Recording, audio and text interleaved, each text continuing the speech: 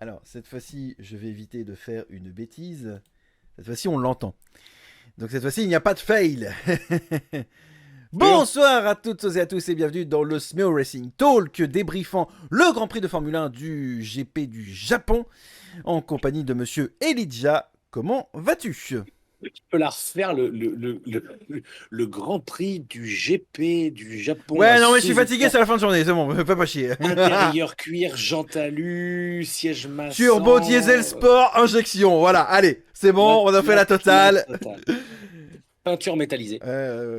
Dans un état clinique, monsieur. Clinique. Ouais, t'as Bon, pas elle vu. a 250 000, mais clinique.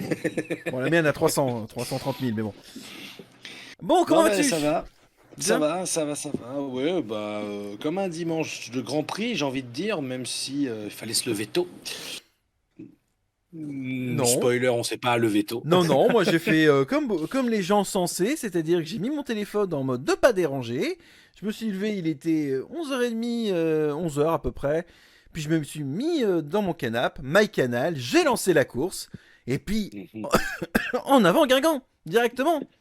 Alors, les gens censés, en théorie, ne mettent pas leur téléphone en mode avion et se lèvent à des heures relativement tôt dans la journée.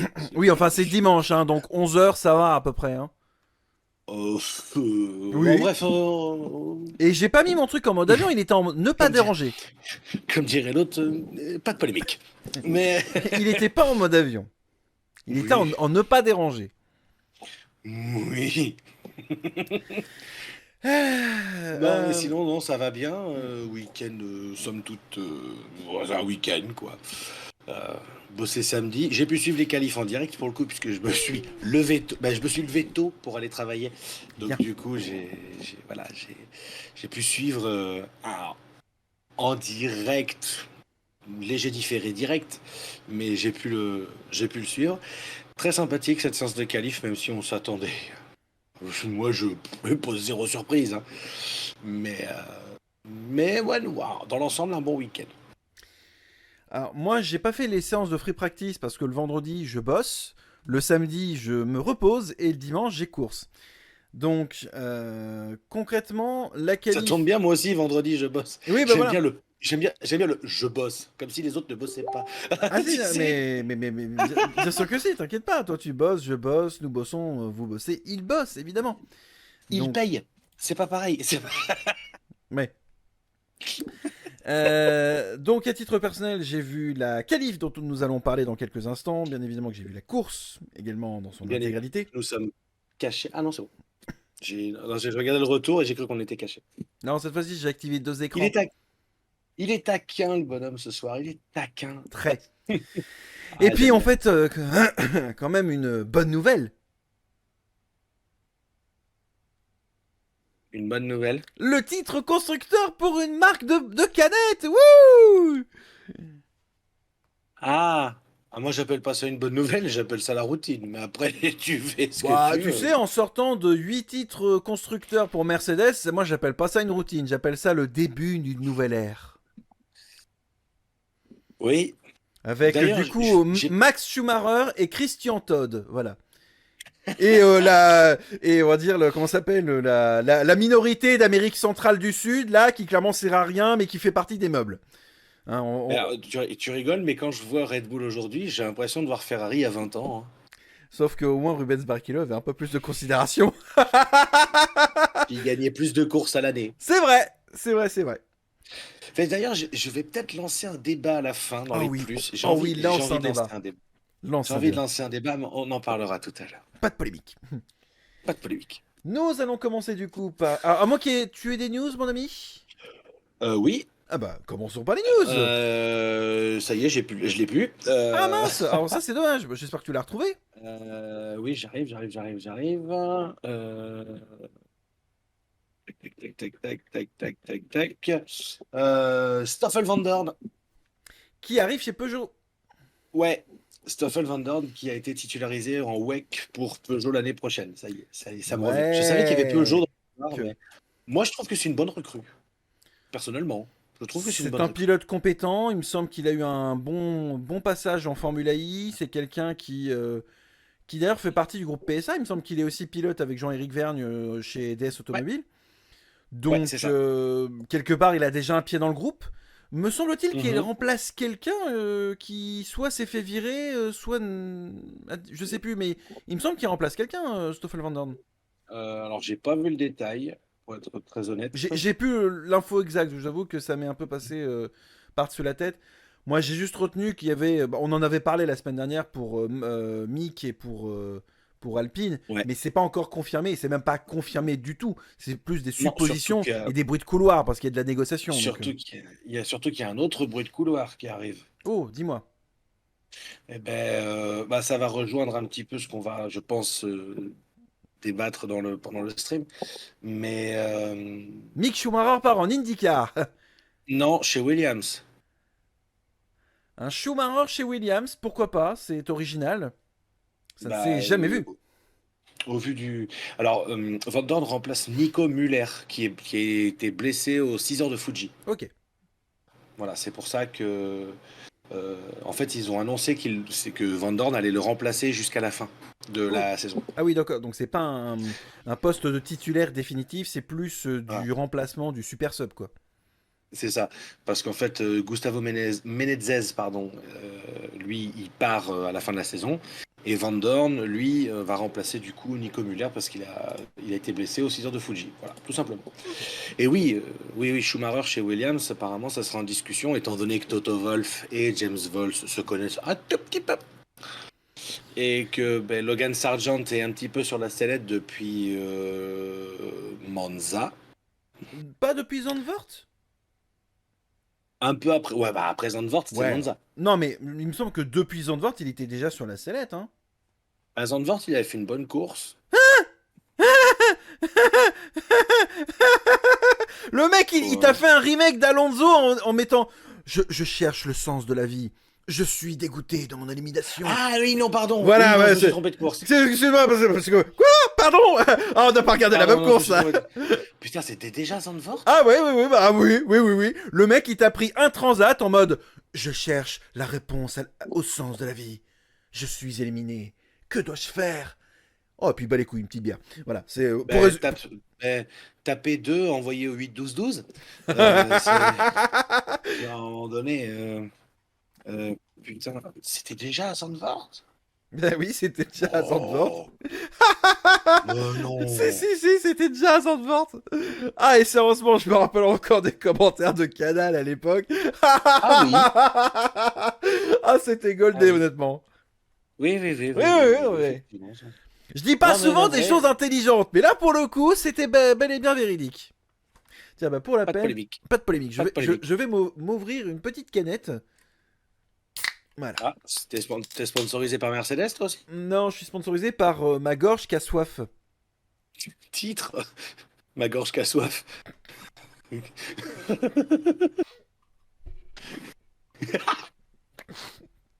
Pas de geste à l'antenne, on a dit. Bah les couilles, j'ai failli cracher devant mon PC à 1000 balles. Ah merde. J'ai failli cracher. Oh ta gueule. Bon bref, pas de polémique, on va commencer. Pas de polémique. T'as d'autres news? Non. Bah moi non plus, ça tombe bien. Euh, Non, non, non. Bon, on a fait le tour, à part effectivement Schumacher, apparemment, qui serait en discussion avec Williams pour remplacer Sargent, puisque c'est le seul baquet qui reste. Parce que tous les autres sont pris, puisque Ricciardo a été confirmé avec Tsunoda chez AlphaTauri l'année prochaine. Ça a été annoncé en début de week-end d'ailleurs. Alors pour l'instant, Autrement, je crois qu'on ne sait pas encore si c'est Ricardo ou Lawson qui prendra le baquet pour le Ah si, Qatar si. dans 2 semaines. Ah, pour le Qatar, Pour le c'est Qatar dans 2 semaines. normalement. Ah non, pour le Qatar, ça n'a pas été confirmé. Mais pour Non, la parce que saison pour prochaine, l'instant, c'est Ricciardo. ils savent pas encore. Oui, pour l'année prochaine, mais pour le Qatar, ils savent pas encore si l'état de Ricardo lui permettrait de prendre le volant. Donc pour l'instant, Mm. il s'attend encore. En même temps, Liam Lawson a encore un peu de temps parce que la fin de Super Formula, c'est mois de novembre. C'est fin octobre. Fin ouais, octobre, début novembre. Donc concrètement, il a encore un peu le temps du coup. Donc ça veut dire qu'il pourrait aussi. Il joue le championnat là-bas d'ailleurs aussi. Hein, donc. Oui, oui, oui, mais il est deuxième du championnat, mais c'est surtout qu'il fait des super merveilles en Formule 1 quand même depuis 4 courses là. Hein. Ben, le mec est un pilote à la base de Super Formula. C'est une voiture qui est une Formule 2 à tel point que Bah, t'es assez proche de la F1 en réalité. pour moi, Et c'est une Formule 1.5, hein, la Super Formule 1. c'est pour ça que j'ai dit F2 parce que clairement, t'es sur Une une, F1 1.5. la 1.5. Et c'est vrai que concrètement, pour moi, ça devrait envoyer un message à pas mal de structures étrangères. Parce que pour moi, autant dire, ouais, je vais en IndyCar quand t'as raté ta carrière, ou quand clairement t'as tout fini en Formule 1 ou en endurance, tu dis, tiens, et si j'allais en IndyCar? Oui, enfin, c'est pas l'armée du salut non plus l'IndyCar. À un moment donné, pour les jeunes pousses, je pense que si clairement tu as pour vocation de réussir et aller en F1, va du coup en Super Formula. Au pire, parce que tu prends Callum Ilott par exemple ou Christian Lundgaard, c'est des mecs qui clairement ont réussi un petit peu en Formule 2, mais Ouais, ils ont jamais vraiment été trop loin parce qu'ils pensaient qu'il y avait un plafond de verre, alors qu'au final, si t'étais resté réellement un peu dans des girons, etc., tu aurais pu faire ta place ailleurs. Donc, totalement. le problème, c'est que à part Red Bull, bah, il n'y a pas grand monde qui peut partir en Super Formula parce euh, que ce soit Ferrari, Mercedes, que ce soit Alpine, que ce soit donc Sauber avec Alfa Romeo ou Future Audi, que ce soit, je crois que c'est tout, bah, ça dépend d'un constructeur réel. Donc tu peux pas aller t'associer avec Honda ou Toyota qui sont des instances concurrentes Mm. techniquement, à Mm, moins mm. de faire un deal, mais bon, c'est pas la F1 quoi. Non, pas pareil, Donc malheureusement. c'est un peu compliqué de partir là-bas. Tu me diras, techniquement, pendant des années, la Formule 3 Europe, je crois, Mm. ou la Formule 3 internationale n'avait pas forcément des moteurs Mecachrome, mais c'était des moteurs Mercedes ou Volkswagen. Je veux dire, si tu regardes bien, notamment les châssis des Dallara, je crois que c'est D312 et D317, que tu retrouves sur Assetto, c'est des logos Mm. Mercedes ou des logos Volkswagen qui sont dessus. Et tu as aussi Ah des ouais, voitures sous moteur Ford EcoBoost. Hein, bah, c'est un peu dommage de se priver. Quoi. Quoique, tu me diras, Williams peut le faire. Williams peut envoyer des pilotes de leur académie en Super Formula, du coup. Voilà, c'est. Mais voilà, c'est quand même. totalement. Surtout que la Super Formula, à l'inverse de la F1, c'est des circuits à l'ancienne. De l'herbe, du gravier, etc. Donc, c'est des endroits parfaits Ouais. pour avoir de la concurrence assez saine. Et surtout, bah, là, par contre, c'est le pilotage qui prime. Alors qu'en Formule 2, Ah oui. tu sens que bon, t'as fait un tour de manège, merci, au revoir, quoi. Coucou Mazepin, Ouais, coucou Nissani, coucou tout un tas d'autres mecs, genre Luca Giotto, le mec il est resté plus longtemps que en Formule 2 que moi avec certaines de mes ex, c'est pour dire, quoi. Donc à un moment donné, y a pas de fumée sans feu. Bon, on va passer à la Ou qualif. Meri Ah également, putain, hein. je l'avais oublié, lui, mais Roberto Meri. Ouais. Roberto Meri qui a fait F1 chez Manor et F2. Et bizarrement, il avait le même classement pilote. Ah, c'est dingue ça. C'est fou hein, quand ça s'accroche comme ça. On va passer à la qualif du coup. Yes. Qualif qui. Alors, je dois admettre que j'attendais pas grand chose de la qualif. Comme d'habitude, en fait, la Q1, ça sert un peu à écrémer, à enlever le surplus. Et c'est surtout à partir de la Q3 que ça commence réellement à prendre de l'intérêt. Donc, on va tout Oui. de suite passer au. Fin de Q2, début de Q3, c'est important, c'est intéressant. Alors, du coup, les éliminés du coup de la Q1 sont Logan Sargent, Guanyu Zhou, Nicole Keinberg, Glenn Stroll et Valtteri Bottas. Ouais, les Alfa Romeo étaient vraiment pas en forme ce week-end. Hein. Non. Les éliminés de la Q2 sont Kevin Magnussen, Esteban Ocon, Alexander Albon, Pierre Gasly et Liam Lawson. Lawson qui a montré de belles performances encore une fois. Hein. Vraiment, ça s'est joué à pas grand-chose. Ouais. Et je crois que si on regarde le 11e, le 12e et le 13e, ça se jouait dans un mouchoir de poche, honnêtement. Ça se joue à que dalle. Ça se joue à que dalle. Ça se joue à que dalle. Et Liam Lawson a un avantage en étant rookie, c'est qu'il connaît parfaitement le circuit de Suzuka puisqu'il a roulé dessus en Super Formula cette saison. Tu me diras que techniquement Pierre Gasly a aussi cet avantage-là parce que lui aussi vient de la Mm. Super Formula. D'ailleurs, Connais. anecdote, Pierre Gasly est aussi présent dans le jeu Gran Turismo Sport, mais le temps d'une photo et d'une petite vignette. Mais ceci est une autre histoire. Les Alpines qui n'étaient malheureusement pas à la fête, hein, clairement. Encore une fois. Bah, il y a un peu de progrès, on va dire.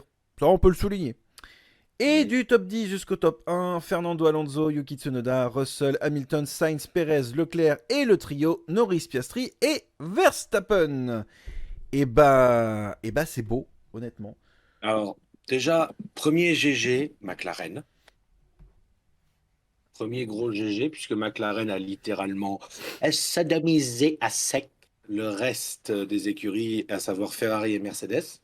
Ah mais j'avais vu une vidéo sur YouTube qui clairement Mhm. montrait Mika Hakkinen Mhm. qui expliquait ouais, ouais, vous allez voir hein, sur la deuxième partie de saison franchement les McLaren mais alors elles vont vraiment cartonner faites-moi confiance oui je sais que Tout le c'est monde pas s'est foutu de sa ouais, gueule. mais tout le monde s'est foutu de sa gueule mais il est fou ça y est Papy Hakkinen est parti faire de la résistance qu'est-ce qui s'est passé il retourne à l'EHPAD et force est de constater qu'il avait raison et en même temps t'es pas double champion du monde pour rien quoi donc Et d'ailleurs, il est toujours en année sabbatique, hein, Mika Hakkinen. On ne sait pas s'il va revenir. Donc ça, c'est le premier GG. ouais. Et le deuxième GG, tu vas être encore obligé d'accepter cette condition. Laisse-moi Bravo, deviner. Oscar. Les abeilles de Sébastien Vettel. Non, bravo, Oscar Piastri. Non mais je l'ai déjà dit, oui, bravo Oscar Piastri. Ok, je me suis trompé l'année dernière. Visiblement, il Voilà, a eu du pif. Bah, tant mieux pour lui, c'est bien. il a eu un pif. Il a été reprolongé jusqu'en 2026, en plus. Ah bah, McLaren a besoin de Donc, stabilité, donc... exactement. Et puis, c'est surtout que Piastri, pour un rookie, se classer P2. Ouais, ça pique enfin, quand tu vois un Sainz ou un Hamilton qui est littéralement à la ramasse, voir Piastri P2, c'est beau. Et j'en profite. Et j'ai une stat. Oh, j'aime les stats. C'est pour ça que je suis là. J'aime les stats. Max Verstappen a écrasé le record de Michael Schumacher. Qui est donc? Alors,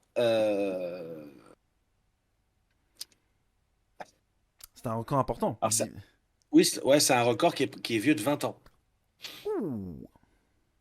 Alors, en fait, Max Verstappen euh, a eu une avance de 581 millièmes de seconde sur Oscar Piastri, qui est donc P2. Mhm, J'arrondis, ça fait 6 dixièmes. Hein. mhm. Et du coup, la marge qu'il y a entre le poleman et le deuxième, voilà, cette marge-là a été battue. Et le précédent record, c'est Schumacher qui l'avait en 2004. Puisque la plus grande marge, en fait, si je dis pas de bêtises, c'était 7 dixièmes.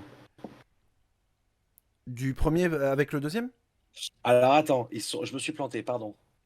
Oui, du premier au deuxième, ouais, c'est ça.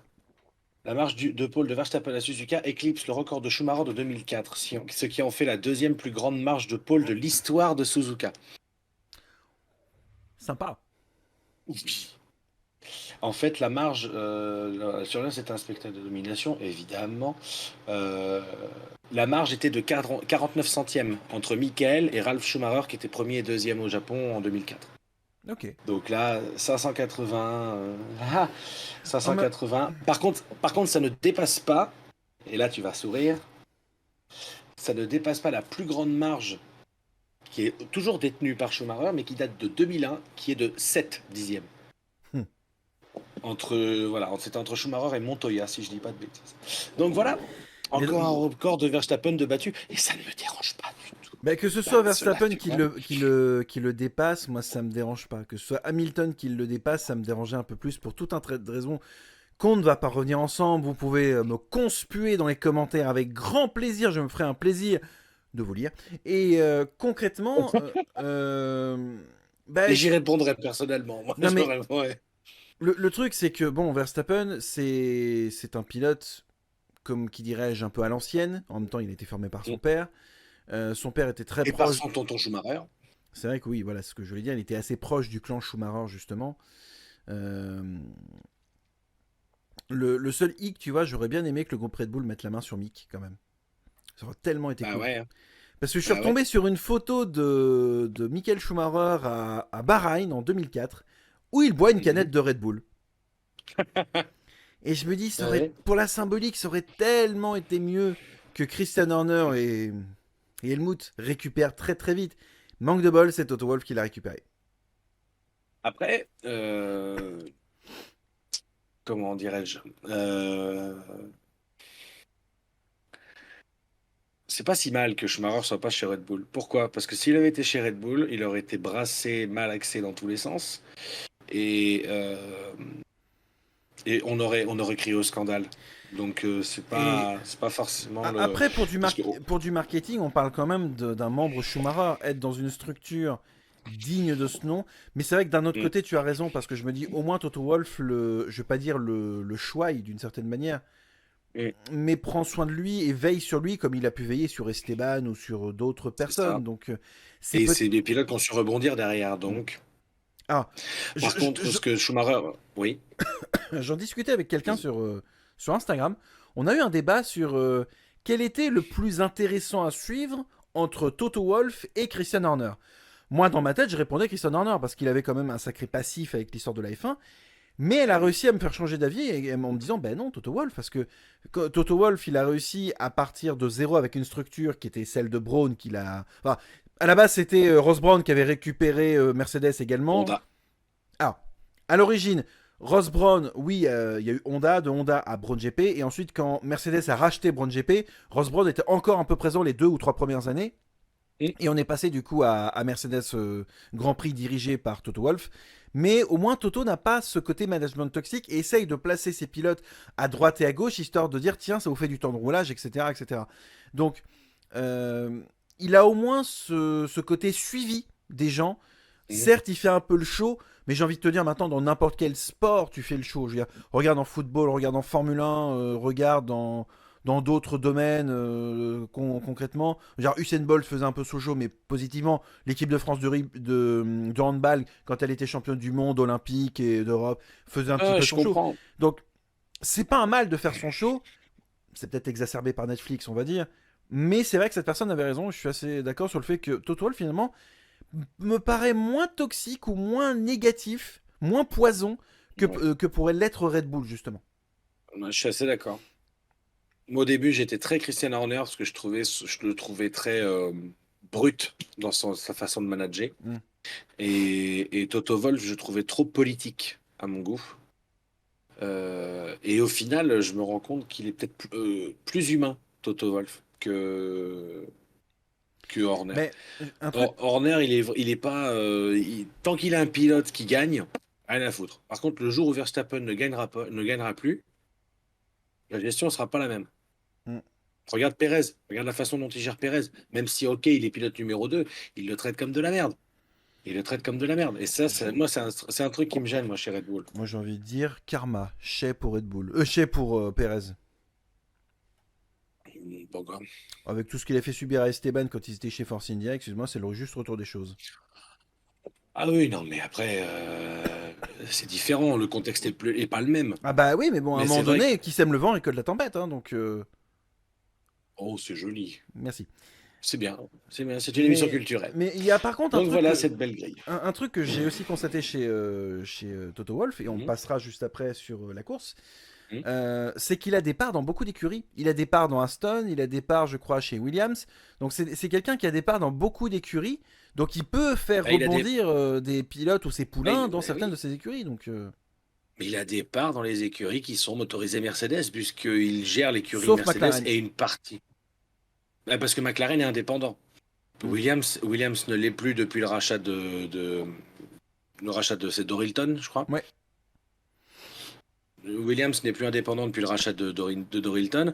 Aston Martin n'a jamais été indépendant, puisque même sous le nom Force India ou Racing Point, il y avait quelque chose. Donc forcément, c'est logique qu'il ait des parts dedans et qu'il puisse placer ses pions. McLaren est indépendant, c'est Zach Brown qui gère. Bon, voilà, terminé. Mais moi, ça m'étonne même pas. Mais j'avoue que je mets quand même une petite pièceounette sur Schumacher chez Williams avec Albon l'année prochaine. Quand même. Je prends un petit pari. C'est possible, hein. En vrai, c'est ultra possible. Alors, du coup, passons à la course, évidemment. Alors, Oui. pour une fois, j'en ai noté des trucs. J'ai fait 3 pages complètes, ce qui est assez rare. En général, je fais plutôt 2 pages ou 1 page et demie. Là, j'ai fait 3 pages complètes, ce qui... En même temps, il s'est passé plein de choses. LOL, hein. Pas de polémique. Pas de Alors, on polémique. va commencer. Un départ assez chaotique à l'arrière. Hein. Un petit Bottas sur Albon qui s'est un petit peu accroché derrière. Oui, Euh, oui. on peut aussi noter une belle bataille entre Tsunoda et Lawson, mais malheureusement, safety car, bon, dès le premier tour, ça commence bien. Mais en tout Bah, en cas, même temps, légitime. Hein. oui. Mais par contre, bon départ des deux premiers, c'est-à-dire Piastri et Verstappen. Verstappen qui s'est super bien lancé, mais Piastri qui, du coup, a bien répliqué derrière, donc on peut au moins le noter. Piastri qui part bien, mais Norris, du coup, qui prend l'avantage. Tour numéro 3, Perez pit avec aileron plus changement de pneu pour mettre des hards, et Bottas pit pour également changement d'aileron suite à cet accrochage. Mais, et c'est là que c'est drôle, il y a eu un petit cafouillage chez Alfa Romeo, digne de Ferrari, honnêtement, c'est... Tour numéro 4, fin de safety car. Tour numéro 5, Bottas sortie de route à l'épingle, mais il repart. Tour numéro 7, Bottas pit. Fin du tour 8, début du tour 9, Bottas DNF. Bon, alors ça, Merci, bisous, bonsoir. Exactement. Tour numéro 12, Alonso pit, chausse des hards. Perez s'accroche avec Magnussen. Visiblement, il aime bien s'accrocher avec tout le monde, ce petit Perez. C'est assez drôle. Oui, parce que en fait, c'est qu'il s'est aussi accroché au départ. Mais bon, c'est un autre débat. J'ai un peu oublié de le citer. Alors, je vais pas citer tous les arrêts au stand, hein, que les 10 principaux. Hein, on va pas... Perdons pas de temps. Forcément, Perez, à cause de cet accrochage avec Magnussen, plus 5 secondes, évidemment. Le tour suivant, Perez et Magnussen pit. Alors, Perez met des softs, Magnussen met des hards. Tour suivant, tour 14, Piastri et Piastri pit pour mettre des hards. Et Virtual Safety Car. Alors, je n'ai pas trouvé le... T'as pas de bol. Ouais, quand ça veut pas, ça veut pas. Hein. Ah non. Tour 14, Albon pit pour mettre des softs et fin de safety car. Tour 15, Perez abandonne. Nous y reviendrons sur le cas Perez, ça a été un... Non, on va y venir maintenant. On va y venir maintenant parce que je n'ai pas noté... Si, non, on y reviendra un petit peu plus tard. Aussi également, grosse erreur d'Hamilton sous le pont. À un moment donné, il a fait une sortie un tout petit peu trop large. C'est vrai qu'Hamilton n'a pas du tout été à l'aise du tout de tout le Grand Prix. Non. Donc... non, c'est le casque qui est trop lourd. Oh, trop de chrome. Trop de chrome. On va dire ça à Phasma. Ça réfléchit trop. Le casque, hein. Le casque. Hein. Ouais, bah, on va dire ça à Phasma. Hein. J'ai la ref. Je sais, c'est pour ça que je te le dis. Ron Weasley. Michel, j'ai la ref. Tour 16, Verstappen pit met des médiums. Hamilton pit met des hards. Tour 18, Norris et Leclerc pit. Norris avec des hards et Leclerc avec des médiums. Tour 19, Sainz pit en mettant des médiums. Tour 22, Stroll DNF. Lui non plus n'était pas forcément dans un bon week-end. En même temps, et qui s'est passé la semaine dernière aussi, ça... Voilà. Il a pris d'ailleurs un choc qui avoisine les 50 G. Hein. Pour Singapour. Pour le crash de Singapour, on est à plus ou moins 50 G. Il y avait des rumeurs, enfin c'est des rumeurs, des théories qui voulaient que les gens pensent que Stroll se soit crashé exprès pour qu'au Grand Prix suivant, il pouvait pas reprendre le Grand Prix et c'était Vettel qui reprenait la voiture. Ça aurait tellement été beau, honnêtement. Vettel l'avait dit, hein, si je reviens, c'est que pour Suzuka. Donc honnêtement, on avait envie de croire que Vettel était présent à Suzuka pour soutien des abeilles. Moi j'ai cru à la base qu'il faisait un comeback de Jordan, moi, donc j'y croyais, moi. Non, mais il est revenu pour peindre des vibreurs en jaune et noir. Parce que pourquoi pas. Mais le coup des abeilles. Oui, non mais totalement. Et il a repeint tout le vibreur du premier virage. Après, la cause des abeilles, moi, j'y connais pas grand-chose, mais apparemment, ça lui tient à cœur et grand bien lui fasse. Hein. Bah, le pollen, les plantes, oui, pour ça a un effet, hein. Faut pas croire. Hein, donc, alors, j'en étais où Tour 25, Russell Pit. Il était là, c'était cool. Oui. Tour 25, Russell Pit pour mettre des hards et Sargent out. Ah bah punaise, et on commence à les accumuler les abandons, hein. Tour 27, Albon out. Ah bah dis donc, et on les accumule tes dons, hein. Donc les deux Williams, merci, au revoir. Hein. Tour 29. Ils ont débauché plus tôt aujourd'hui. Ouais, voilà. Tour 29, Ocon pit pour mettre des hards. Alors par contre, pas merci n'empêche à la réalisation. Je crois que c'est toujours F1 TV qui s'en occupe. Mais clairement, pour la Mhm. réalisation, il manquait beaucoup d'arrêt au stand. Et il n'y avait pas forcément toutes les infos. Ah, juste, je me permets, parce que là, je me moque de l'abandon de Sargent. L'abandon de Sargent a été le truc le plus random et non-name qui est passé, mais alors totalement sous le radar. Hein. C'est-à-dire que si Julien Febvre ne l'avait pas signalé, je pense que Personne personne. l'aurait vu. Ah, il y a que moi qui, à un moment donné, parce qu'il est quand même resté un tour et demi, avec marqué in pit. Donc, tu fais, pour Ouais, qu'il reste si longtemps, c'est qu'il y a un problème. Et quand j'ai vu à un moment ouais, quand donné même. le Ouais. out, et Julien Febvre a mis un tour et demi pour s'en rendre compte, clairement, je savais, je fais, ok, c'est mort. Donc, Bah oui. clairement, la réalisation était vraiment pas bonne pour le Grand Prix du Japon. C'est un peu dommage, Mhm. mais bon, il y a toujours des problèmes au Japon, rappelle-toi. Hein, c'est. Ouais, ouais, m'en parle pas. Oui. Tour 31, Tsunoda, Pit pour mettre des hards. Leclerc, Hamilton et Gasly pour le tour 35, Pit pour mettre tous les 3 des hards. Tour 36, Piastri, Pit pour mettre des hards. Tour 37, Norris, Pit pour mettre des hards. Tour 38, Verstappen, Pit pour mettre des hards. Oui, ils mettent tous des hards, hein, ils veulent tous aller au bout de la course. Tour Pas 39, plus vite, hein, ils mettent tous des hards. Sainz, Pit pour mettre des hards. Tour 40, alors c'est là où j'ai pas compris. Tour 40, Perez, qui pourtant avait abandonné plusieurs tours avant, reprend la piste. Ah, Alors, pourquoi pas? on va faire un mini débat parce que j'ai pas compris. Hein. On en a vaguement parlé avant la prise d'antenne. Alors, Je crois qu'il n'y a pas de ouais. texte, comme tu me disais tout à l'heure. Non, Il n'y a pas non, de il n'y a rien texte. qui l'interdit. J'ai envie de te dire, techniquement, même en endurance, tu peux faire ça. Donc, mais après, c'est l'endurance, c'est pas la F1. Et j'ai pas souvenir, en plus de 25 ans que je regarde la F1, je n'ai pas souvenir d'avoir déjà vu ce genre de cas de figure. Alors non, ça doit pas être une des premières et rares fois.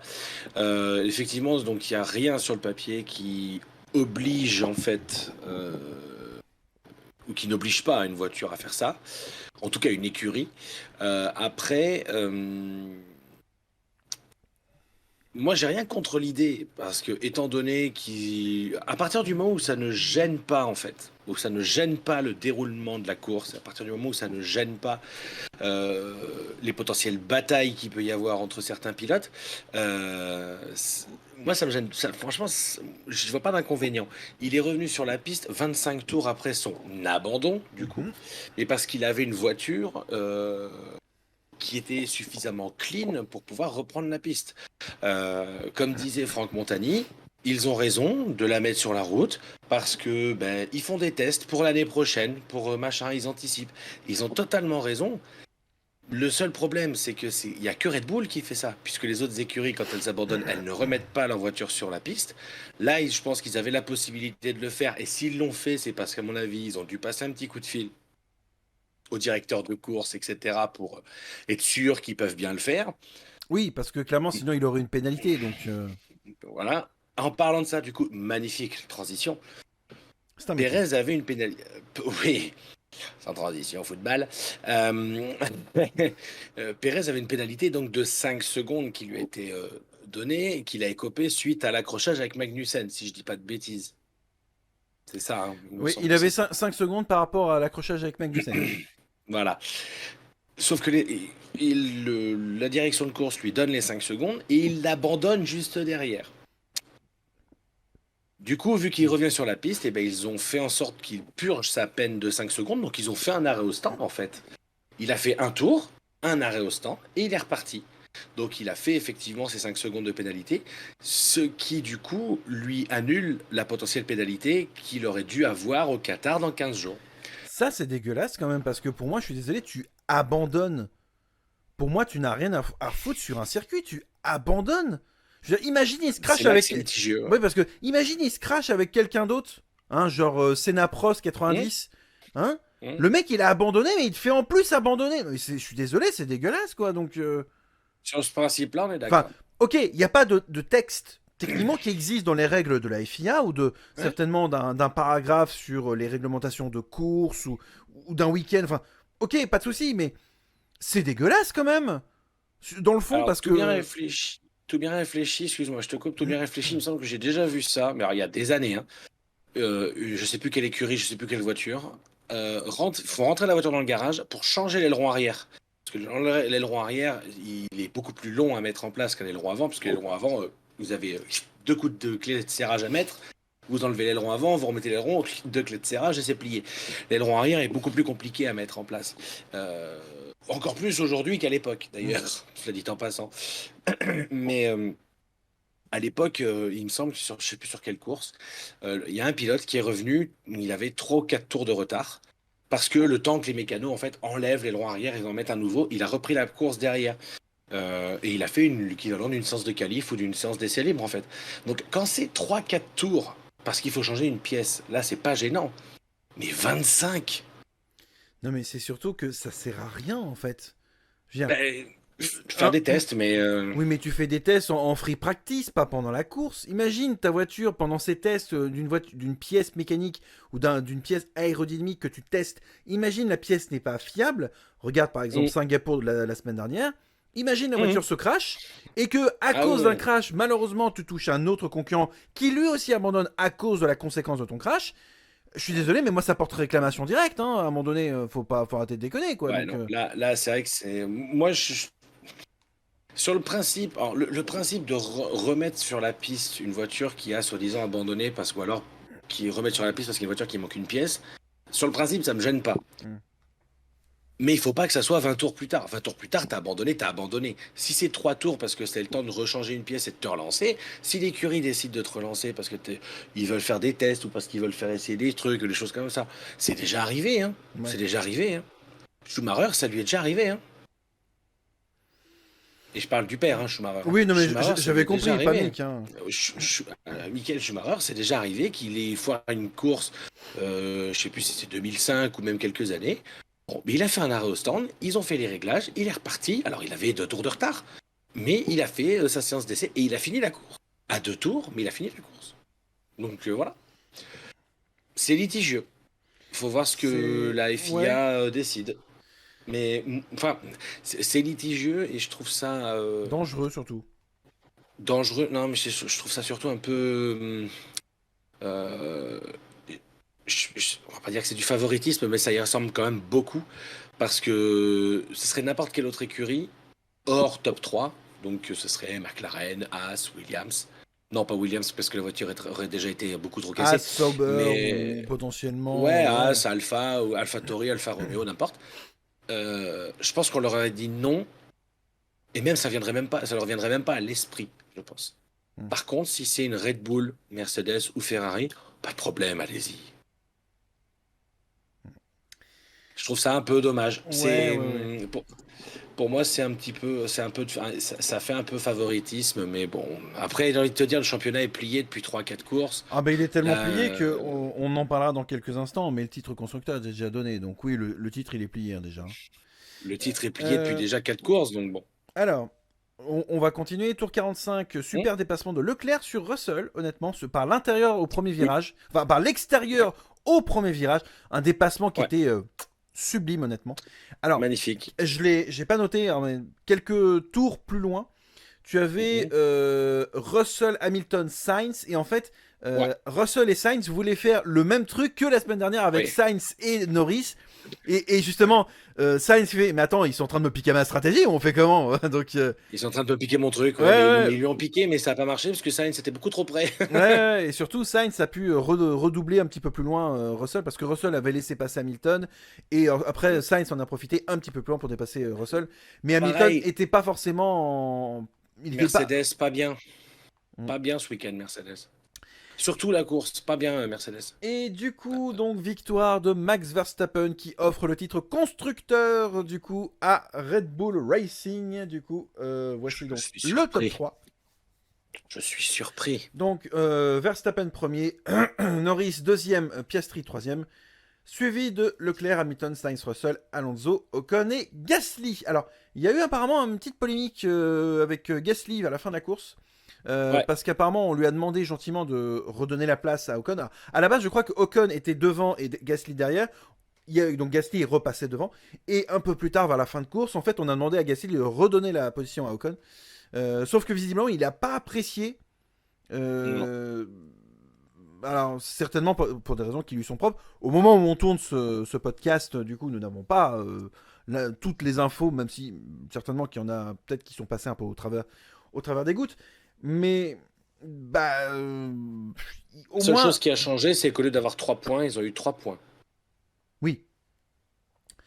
Mais peut-être qu'il pensait que Ocon avait peut-être un peu plus de rythme pour aller chercher Alonso. Faut dire qu'Ocon a Moi, fait je de pense que très c'est belles ça. défenses pendant cette course. D'ailleurs, on peut quand même le souligner. Hmm. Donc, très très belle défense. Il y en a eu plusieurs hein, de Ocon. Ben, fallait bien qu'il se rattrape son move du départ. Parce que si Bottas et Albon s'envolent, c'est un peu à cause de lui, parce qu'il se resserre un peu trop sur la gauche, hein. Ah, faut dire aussi que le départ à Suzuka a toujours été très difficile. Hein, donc, Non, pas difficile, c'est une course de Formule 1. oui, non, mais bon, il y a des courses comme ça où les départs sont pas forcément très simples. Hein, donc, Bah, la piste n'a pas été élargie en fonction des voitures, donc forcément. Et oh. puis, je sais pas si vous avez remarqué, mais sur ce circuit, il y a de l'herbe. Ah ouais, oh, c'est dingue ça. Et c'est fou, hein, dès qu'il y a de l'herbe, bizarrement, il n'y a plus la place à de l'erreur. Et bizarrement, les pilotes sont pas contents quand ils partent un petit peu au large. Alors, N'est-ce pas, Lewis? N'est-ce pas, George? j'ai du coup le schéma Pirelli au niveau des arrêts au stand, si ça t'intéresse. Ouais. Ouais, Euh, ben, niveau stratégie, je crois que ça s'est à peu près ressemblé pour tout le monde. Ouais, c'est ça, medium hard, c'est la stratégie de base, j'ai envie de te dire, parce que les pneus soft Pirelli cette saison, ça sert que pour les qualifs, hein. par contre, Verstappen a fait medium, medium, hard, là où tout le monde a fait pratiquement, en tout cas sur le top 10, medium, hard, hard, c'est pour dire. Donc, Ouais, ou alors qu'on fait qu'un seul arrêt surtout. qui c'est Ah non, 2 arrêts, j'avais pas vu les chiffres, pardon. Ouais. Bah, en même temps, vu l'avance qu'il avait, tu pouvais t'arrêter 2 fois, hein. Mm. Et tu pouvais faire 2 runs en médium. La stratégie en pneu soft marche pas, ça c'est clair. Même Guan Yu Zhou qui a essayé, il a fait 2, 3. Oui, il s'est arrêté 3 fois, mais il s'est fait harponner, donc ça compte pas. Hülkenberg, il a fait je ne sais quel. Il a fait 4 arrêts, 3 arrêts 3 arrêts, Hülkenberg aussi. Il a tout essayé, lui, Hülkenberg, hein. Bah, il a eu raison en même C'est- temps. Hein. J'ai une stat. Ah, vas-y, attends, bah, je remets du coup en mode. Hop, voilà. Non, je l'ai vu ce midi. Lewis Hamilton est apparu autant de fois sur le podium que Hülkenberg a couru en course dans sa carrière. C'est-à-dire que Hülkenberg à Suzuka a pris le départ de 196 courses Mm. depuis le début de sa carrière en Ouais, F1. ouais, ouais, ouais. Hamilton a été sur le podium très exactement 196 fois. C'est tout pour moi, merci. Ah, Fichtre. Je, ouais, je savais que tu allais aimer cette stat. Ah bah oui, tu m'étonnes. Ce qui nous Euh, donne du coup au classement général, du coup, un bon petit 400 points pour Verstappen. Et les Alpines, les deux pilotes alpines ont été poutrés hors du top 10, malheureusement. Mais par contre, Piastri qui du coup remonte assez haut. Bah, Euh, heureusement, ouais, avec ce qu'il a fait, hein. du coup, Norris et Russell ont exactement le même total de points. Sainz est toujours devant Leclerc. Hamilton est troisième, Alonso quatrième. Les deux Red Bull sont toujours devant. Et au constructeur, ça n'a pas vraiment de grands changements. En même temps, ça va pas changer, je pense. Hein, c'est vrai. En même temps, le titre a été officiellement donné à Red Bull. Donc, Red Bull devient officiellement 6 fois champion du monde constructeur de Formule 1. Pour un vendeur C'est de beau pour canettes, une je rappelle. canette. Hein. C'est beau pour une canette. Ah, comme tu dis, c'est beau pour une canette. Ouais. Mais là, pour le coup, ce top 10, ce classement pilote, ce top 10 pilote, reflète assez bien euh, la saison en général. Ouais. Il n'y a pas d'Alpine dans le top 10 et alors, si j'aurais peut-être mis au moins Ocon ou Gasly dixième, parce que Stroll au final on l'a pas forcément beaucoup vu, mais Et n'empêche, Stroll est devant les Alpines alors qu'il a une course de moins. et Ça fait mal. c'est Hein. dire à quel point ça fait mal au cul. Ouais, ouais, ouais. Après, honnêtement, le top 10 pilote et constructeur est plutôt représentatif, c'est ce que tu disais, de la saison Ah oui, 2023. Honnêtement, là, pour le coup, totalement. c'est plutôt représentatif. Totalement. Donc, Par contre, j'arrive toujours pas. En fait, enfin, j'allais dire, j'arrive toujours pas à comprendre pourquoi on n'a pas sacré Verstappen champion du monde. Mais si, je sais pourquoi. parce qu'il n'a pas encore assez de points. Oh, je pense que si, il a assez de points. Oh, bah, s'ils l'ont pas sacré champion du monde, c'est il lui manque encore deux trois petits points. Hein. À Ouais, je manquer, sais pas. à manquer autre chose, peut-être. Oh, bah, moi, je pense surtout qu'ils veulent pas sacrer un pilote trop tôt champion du monde au vu de la longueur du calendrier. Bah, maintenant, tu vas pas me faire croire que quelqu'un peut le rattraper, hein. Non, mais personne ne peut le rattraper. Ah bah, Personne. Mais imagine. Non mais imagine que. Attends, on va mettre le compteur. Verstappen à 400 points. Tu prends ouais. Perez ou Hamilton, concrètement, Mhm. sur le top 3 ou le top 4, si Verstappen abandonne toutes les courses du championnat du monde du Qatar jusqu'à Abu Dhabi, est-ce que Mhm. ces pilotes-là peuvent être titrés à la place de Verstappen? Bah, apparemment, oui, mais je vois pas comment, hein. Parce que si on y Je fais un réfléchit... petit calcul rapide. Ah, si, je fais un petit calcul Vas-y, rapide. vas-y. Bref. Si tu cumules le nombre total de points entre Perez et Hamilton, la somme des deux, ça fait 413 points. Donc, effectivement, après, avec quelques calculs savants, on peut se rendre compte qu'effectivement, Verstappen, il lui manque peut-être une course ou deux pour être tranquille. Mais je crois, si j'avais compris, si j'avais bien compris, apparemment, il pourrait titrer soit dès le Qatar, soit au quota. Donc en général, Oh, ils c'est... attendront le quota. Oh, il pourrait titrer dès le Qatar, hein, honnêtement. Si, Ouais, je sais pas. si te fait un... Si te fait un... Comment ça s'appelle on dirait une pole plus... sachant que... Ah, attends, mais attends, je suis en train de penser. Mhm. Le Qatar, c'est course sprint. Ouais. Donc, il peut être titré dès le Qatar. Parce que s'il fait deux victoires Ouais, ouais, ouais, ouais. au Ouais. Qatar, Ah, s'il gagne la course et la sprint, il est champion. mais Je pense que ça va être ça. faut aussi que Après, Perez soit assez bas et qu'il soit hors du top 5. oh, ça, c'est pas bien C'est compliqué, pas hein. bien compliqué, mais il faut que Perez soit assez bas de manière à ce que. Qu'Hamilton Bah, soit pas trop non plus. bon, Hamilton, c'est pas trop grave, mais parce qu'il y aura les Ferrari devant au pire, ou les McLaren. T'es Donc, bien optimiste. bah, McLaren, Non. c'est pas vraiment optimiste, mais Ferrari, quand tu vois qu'elle peut faire jeu égal avec une Mercedes maintenant, c'est faisable, hein. Ouais. Ouais, ouais, c'est clair. C'est clair, c'est Je- clair. honnête- Après, Honnêtement, je me pose même la question, est-ce que la victoire de Sainz à Singapour n'a pas fait du bien au moral de Ferrari?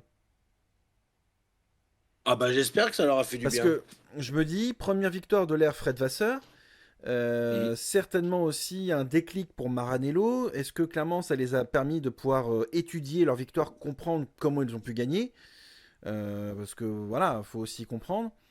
Euh, Bah, j'espère pour eux que ça leur a servi de leçon et qu'ils ont appris des choses. Parce que si c'est juste gagner pour gagner parce qu'ils ont eu la grosse chatte à Dédé, tu vois.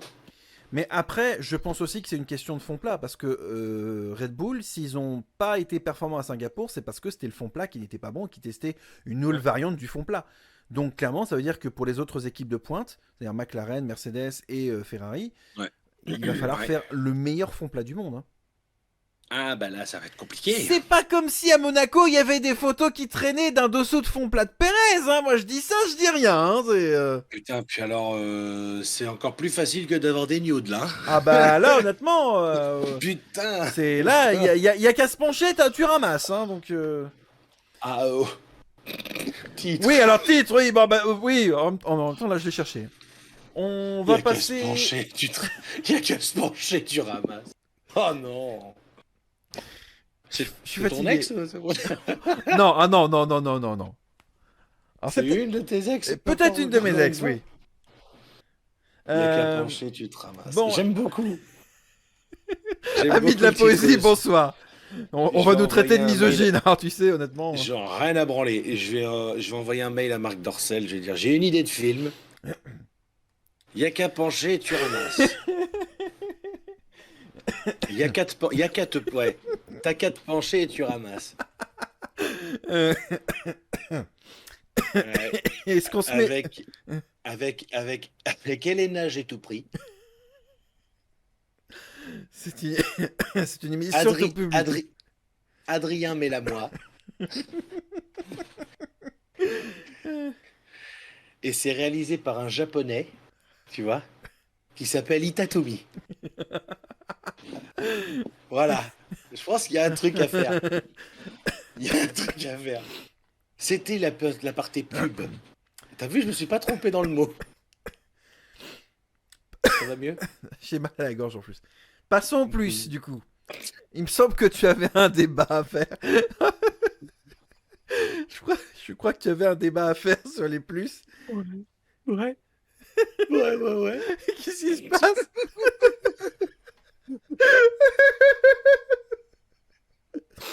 Ça va être compliqué.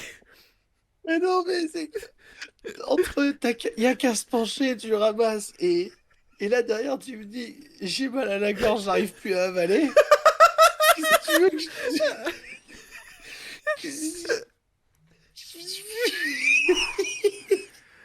Ça va être compliqué cette histoire. Cette émission part en couille.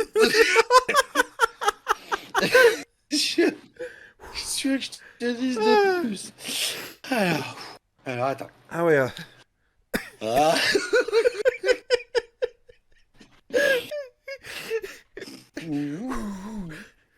Ça va être compliqué là, Bon. honnêtement, de répondre. Non, non, ça va le faire. Du Allez, coup, c'est bon. nous disions que nous avons des plus. Tu avais un Oui, débat potentiel. ouais. Alors j'avais un débat parce que j'ai lu plusieurs articles. J'ai rien dit. Je n'ai rien dit. J'ai lu beaucoup d'articles et j'ai vu beaucoup d'articles. Je vais être mute de mon côté parce que ça va m'énerver. J'arrive à me déconcentrer. Attends, rendre muet. Voilà. Il est muet. Donc je disais, j'ai lu beaucoup d'articles et j'ai vu pas mal de commentaires concernant Red Bull et concernant la domination Red Bull. En disant que c'était outrageux, que c'était antisportif, que c'était oui, oui, oui, oui, que c'était contre l'intérêt du sport, enfin bref, and so, and so, and so. Et je voudrais juste faire un comparatif. Déjà, moi personnellement, au début, je trouvais que la saison était très longue. Elle était longue parce que c'est tout le temps Verstappen qui gagne, parce que c'est tout le temps Red Bull, parce que c'est tout le temps ceci, que c'est tout le temps machin. Bon. Euh, sous l'ère Mercedes, c'est pareil, c'était très long parce que c'était beaucoup Hamilton, c'était Mercedes, c'était machin. Ferrari, même rengaine, tu vois. Mais au final, en réfléchissant 2 minutes, je me dis que la domination Ferrari, est-ce que la domination de Ferrari, puisque c'est la plus grosse domination, est-ce que la domination de Ferrari entre 2000 et 2005, en 2004-2005, ouais 2004, tu m'as compris, euh, est-ce que cette domination est plus indigeste que celle de Red Bull en ce moment? Je t'en prie, c'est la question. Oui, c'est bon, oui, oui, c'est Ah, bon, c'est mais bon, je t'ai enlevé le muet, ok, t'inquiète. d'accord. Ouais, ouais, je te l'ai enlevé le temps que tu rigoles. Euh, Avec le recul, quand j'étais gamin, je trouvais que la domination Ferrari, Jean Todt, Michael Schumacher, Horst Brown était, ah, à mon époque, quand j'étais gamin, indigeste. Tu disais, bon, bah c'est Schumacher qui va gagner, quoi. Bon, spoiler, il gagnait pas tout le temps. Mais avec le recul, maintenant, la surdomination Mercedes m'a fait relativiser et m'a fait un peu plus savourer la domination Ferrari. Parce que je me dis comment Ferrari, tu avais quand même les Williams avec le frère Schumacher et Montoya. Tu avais quand même McLaren Mercedes avec Raikkonen et parfois de temps en temps une petite victoire de Coulthard. Renault qui revenait d'entre les morts après les années Benetton avec le jeune pilote des Asturies qui est un certain Fernando Alonso. Et au départ, il y a un autre Rulli, puis après, Fisichella. D'accord. Donc, concrètement, il n'y avait pas totalement une domination. Les règles étaient favorables parce que Ferrari savait interpréter les règles et savait jouer avec.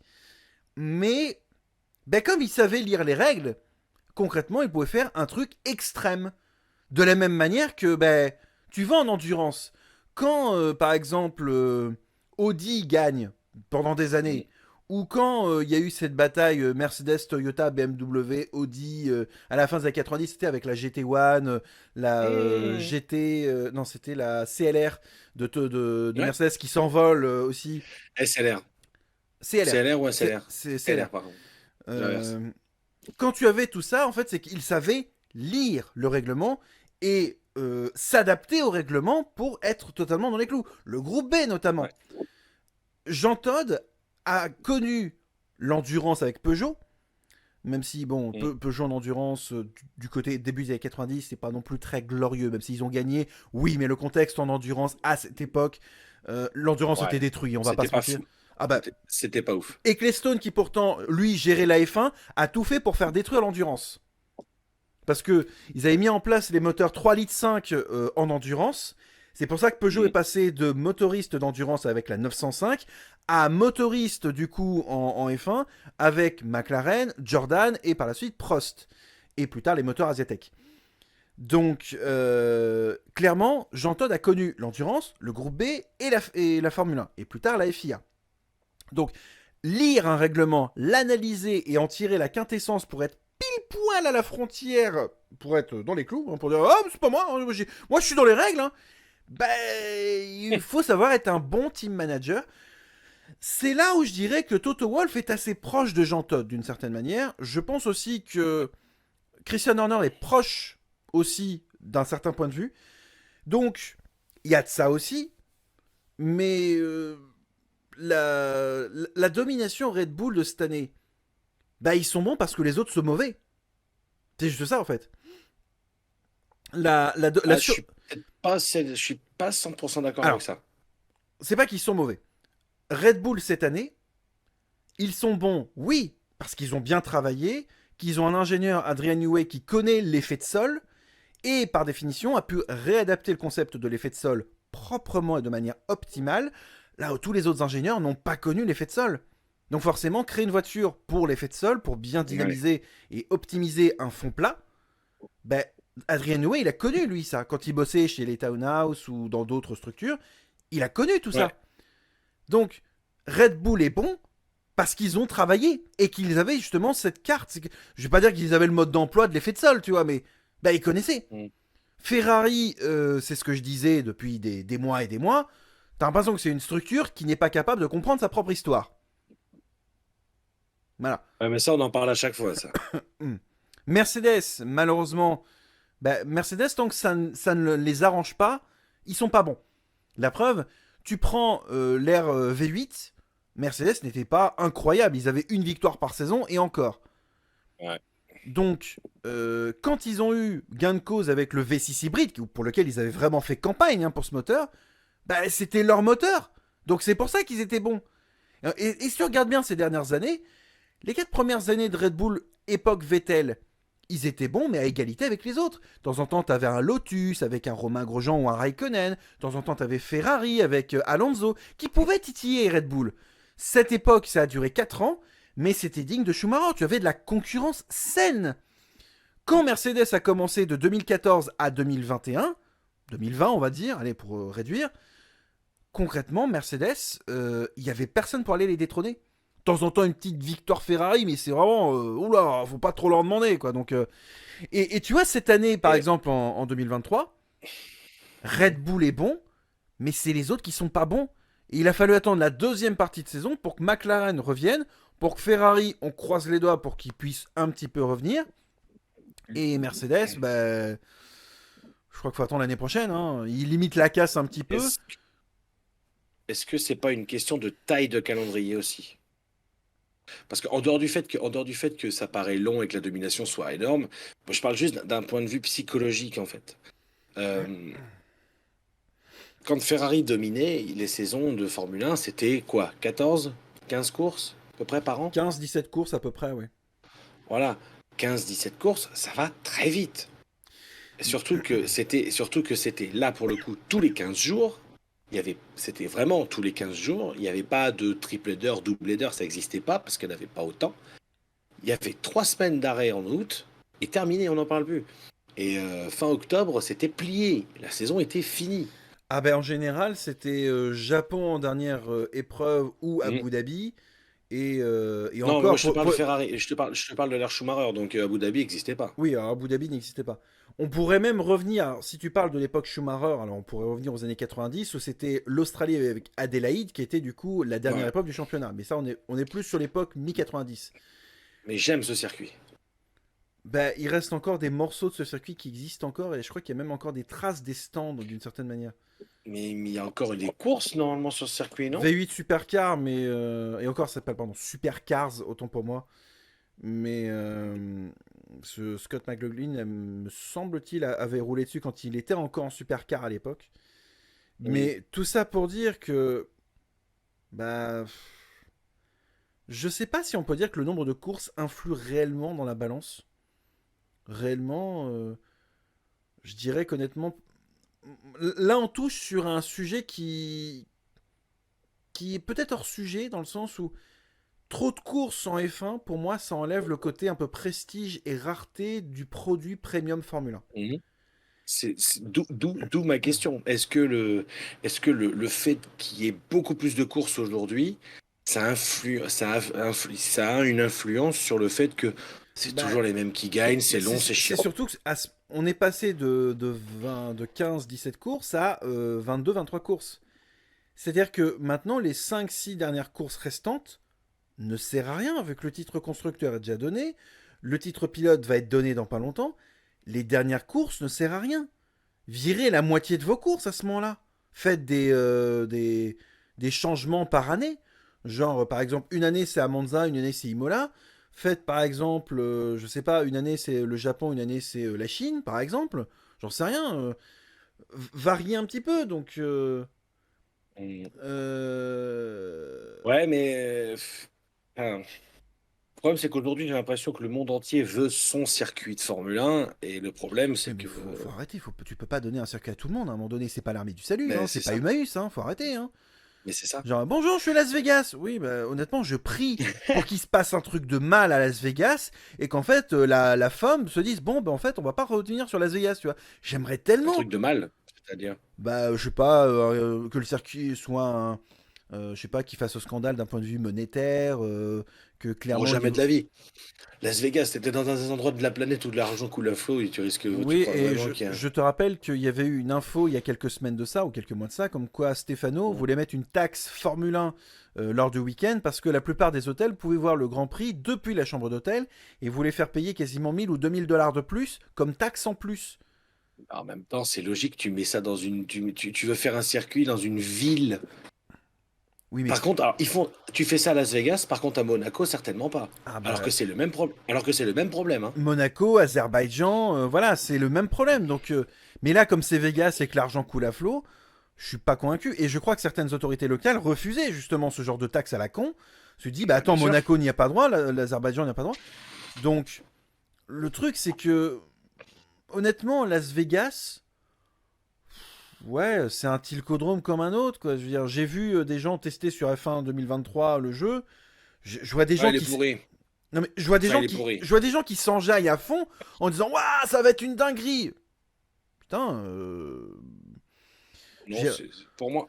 Je l'ai fait, hein, sur F1 Manager, hein. Je l'ai Hockenheim fait, hein. ou le Nürburgring sont plus des dingueries que ça, je trouve. Je m'amuse un peu plus devant un Nürb, devant Hockenheim ancien ou actuel, par exemple. Euh, Parce que tu aimes les vieux circuits comme moi, et puis tu es un fervent défenseur des anciens circuits et des bah, bordures de pelouse. bah, Mais même pour l'avoir c'est. fait sur F1 Manager, moi, le circuit de Las Vegas me gêne pas plus que ça. J'attends Oui, de mais voir IRL ce que ça donne. tu l'as fait sur F1 Manager, pas F1 2023, au volant. Ouais, j'ai Ah. vu ce qui s'y passait. Il y a une C'est caméra casque dans F1 Manager Oui, maintenant. mais c'est un peu comme si je te disais, ah tiens, j'ai joué un match sur FIFA et j'ai joué un match sur Football Manager. Alors oui, c'est le même stade et la même équipe, mais c'est pas tout à fait les mêmes ressentis. Il y a une différence Je entre comprends ce que jouer tu veux Kylian dire. Mbappé et jouer Didier Deschamps, par exemple. Donc, Et pourtant, c'est vachement bien. Non, mais je comprends ce que tu veux dire. Mais après, moi, Las Vegas, par exemple, pour Las Vegas, j'attends de voir ce que ça va donner. ouais, mais là, J'attends de voir, et puis après, on verra bien. moi, Par contre, ce qui me ferait chier, c'est qu'ils cautionnent des circuits comme Las Vegas, et qui te chient à la gueule et qui te chient à la gueule de Spa-Francorchamps, ah, de Saint-Marin, ou alors même qui refusent carrément l'apparition de Kialami, en fait. alors honnêtement, je vais être franc, Kialami, j'en ai rien à péter, honnêtement. Je ne comprends pas la hype sur Kialami, honnêtement. J'ai vu le circuit, il est historique, hein, oui, mais bon, Le circuit est chouette, hein.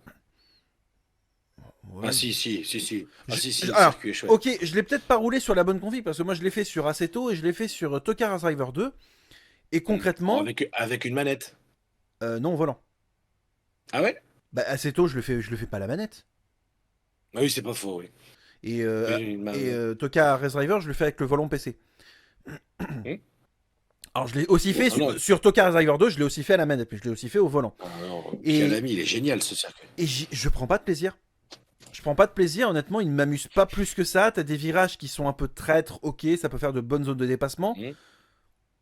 Ouais, Bah, je préfère un d'autres. Kialami. Autant un Donington m'intéresse un peu plus, par exemple.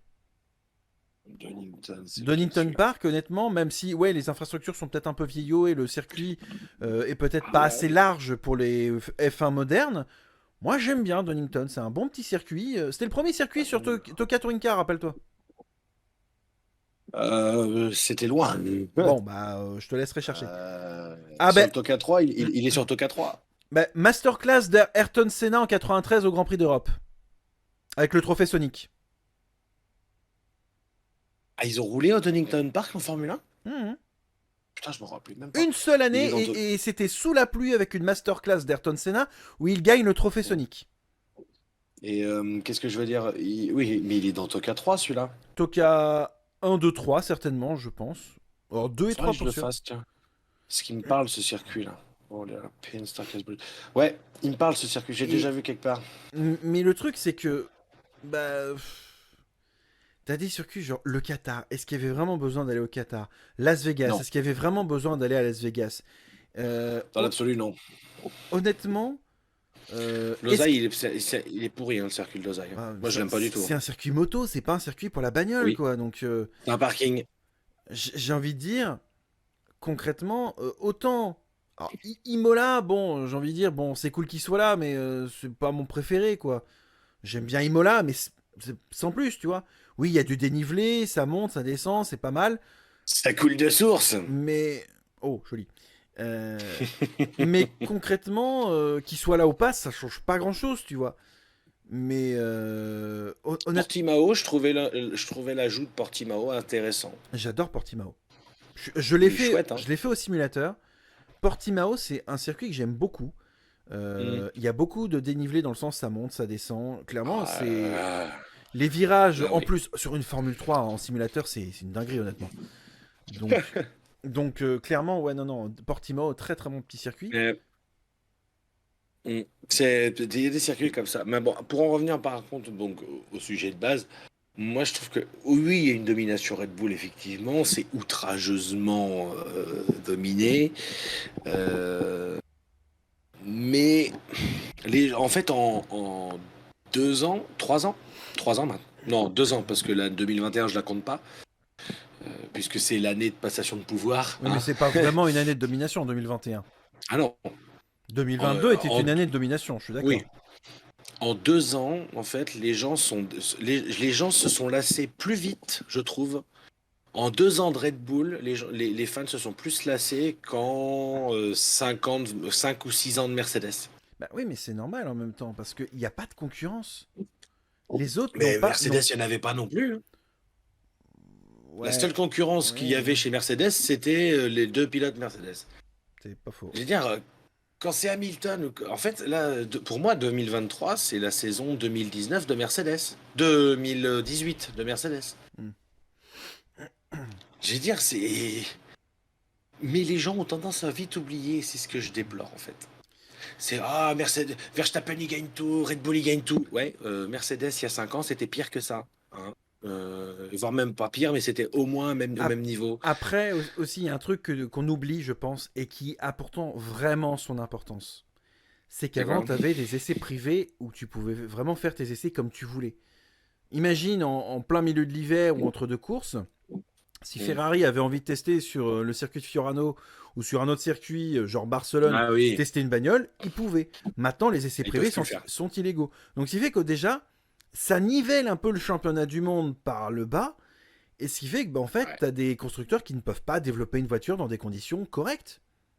Les seuls, Bonjour As, bonjour Alpine. les seuls moments où ils peuvent régler une voiture, c'est les frais practice. Mais c'est pas assez.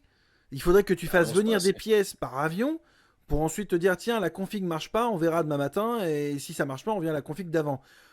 Mais ouais, mais ça coûte de l'argent, quoi. Donc, à moins de prévoir, du C'est coup, ça. un kit de pièces de rechange au cas où et un mulet, bah, c'est pas possible, quoi. Non, non, c'est pas bon. C'est rien qui va. C'est un peu dommage. J'ai pas d'autre plus, moi, personnellement.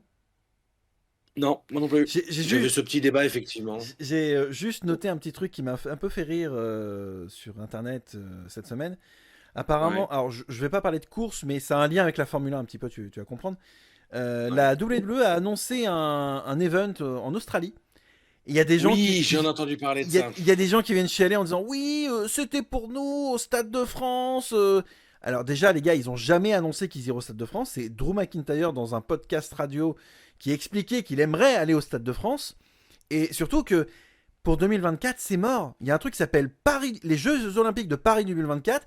Et vous croyez franchement que la France est bien placée maintenant avec les scandales qu'il y a eu sur la finale de la Ligue des Champions 2022, plus la gestion de la Coupe du Monde de rugby sur certains points et les Jeux Olympiques de l'année prochaine? La France, elle n'est pas prioritaire. Et s'il doit y avoir un event, ce sera pas avant 2025. Et ne comptez pas sur les pouvoirs publics pour avoir votre soutien. Déjà que la Formule 1 n'a même pas le soutien des pouvoirs publics pour un retour du Grand Prix de France, alors n'imaginez même pas à ce que potentiellement la WWE puisse avoir un soutien. Donc, C'est clair. parce qu'il y en a qui m'ont répondu sur les réseaux en disant ouais, mais ça n'a rien à voir. Bah, excuse-moi, mais la Formule 1 est un petit peu plus populaire que la WWE en France. Hein, donc, parce que au moins la Formule 1, c'est un contenu qui n'est pas forcément de niche, c'est historique par rapport à notre pays. Mm. On a quand même un Français qui a été 4 fois champion du monde. Hein. Alors vous allez me dire, oui, mais André le Géant. Oui, mais André le Géant, ça parle à quasiment plus personne. Même encore Alain Prost, ça parle encore à pas mal de monde, tu vois. Mais Oui, encore un peu quand même. encore un peu, tu vois. Donc les gens qui disent, ouais, mais je voulais un show WWE au Stade de France. Oui, mais pas avant 2025, minimum. C'est clair. Parce que si on réfléchit 2 minutes, de la période avril jusqu'à fin septembre, début octobre, c'est la période à peu près en termes de température qui te permettrait de faire un show de catch en extérieur. Parce que faire ça, du coup, à la Défense Arena, ça n'aurait que peu d'intérêt, autant faire ça à Bercy, quoi.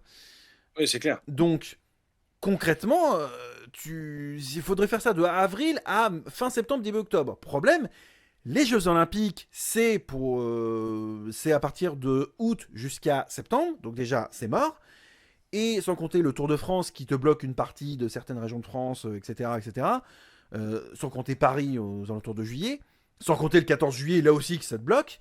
Donc, et sans compter que en plus, sur la période mai-juin, tu as la finale de la Coupe de France, plus potentiellement pas mal de matchs un peu partout, ne serait-ce que les matchs du Paris Saint-Germain. Donc déjà c'est mort. Il faudrait monopoliser les forces de l'ordre, avoir des forces de sécurité, enfin, tout bien chapeauté.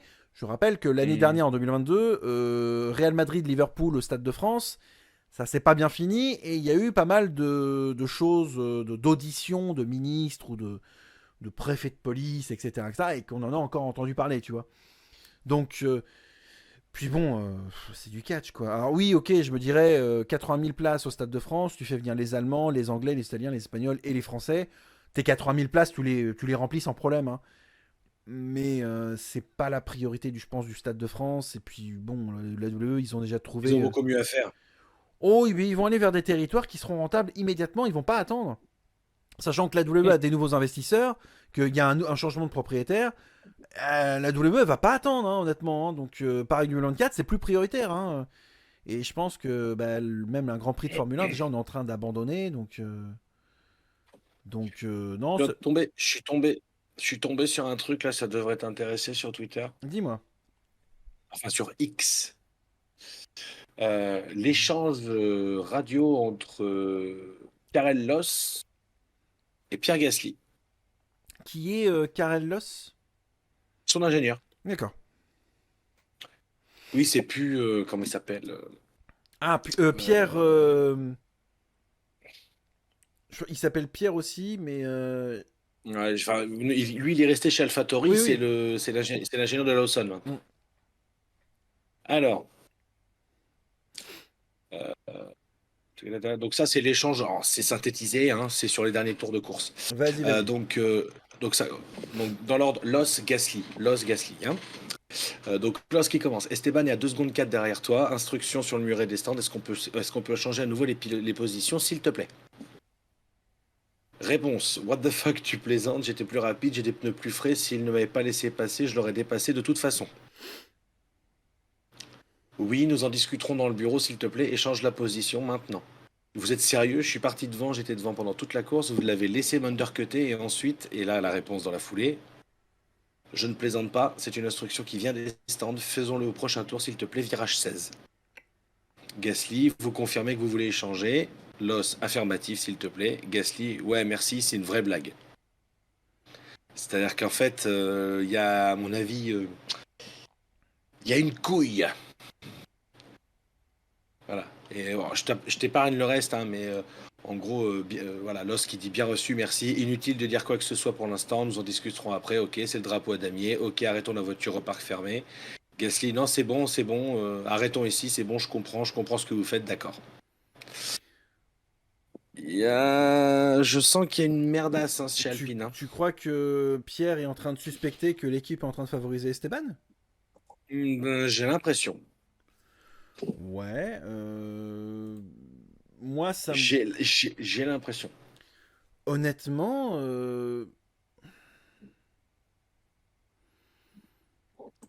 bah, ça me surprend. J'ai envie de Ah, dire, c'est un peu la crise chez Alpine, ouais. mais de là à dire qu'il favorise un pilote plus que l'autre. Après, c'est sur cette saison. Si l'année prochaine Pierre se rattrape et qu'il est devant Esteban, là oui, je comprenais son ras-de-bol. Mais là, sur cette saison, Esteban, il a fait quoi? Il a fait 2 podiums, je crois, Monaco et un. Et, Ouais. et je sais. Et il a fait un sprint aussi, Alors, non? Pierre a fait un sprint, notamment à Spa. Eh ben, il a fini troisième aussi, Gasly.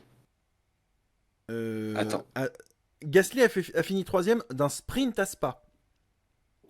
Mais je crois que Ocon a 2 podiums de course classiques. Un à Monaco et l'autre, Ouais. je sais plus. Euh... Ah, c'est lequel? Je sais plus. Zandvoort, non?